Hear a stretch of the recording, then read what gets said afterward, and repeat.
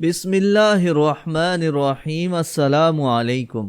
مشکل اور پریشانی کے وقت یہ دعائیں پڑھیں۔ اگر آپ پریشان ہیں، مصیبت میں ہیں، بیمار ہیں اور آپ کو کوئی راستہ سجائی نہیں دے رہا تو یہ دعائیں پڑھ لیں، انشاءاللہ آپ کی مشکلات آسان ہوں گی اور اللہ کی خصوصی مدد آپ کے لیے آ جائے گی۔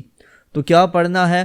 استغفر اللہ 100 مرتبہ، لا الہ الا اللہ 100 مرتبہ، صلی اللہ علی محمد یہ بھی 100 مرتبہ، الحمد للہ رب العالمین 7 مرتبہ، اللہم ارحمنی 11 مرتبہ، اللہم اغفر لی 11 مرتبہ، انک عفو غفور 7 مرتبہ، سبحان اللہ 100 مرتبہ، الحمد للہ 100 مرتبہ، اور آخر میں اللہ اکبر بھی 100 مرتبہ پڑھ لیں۔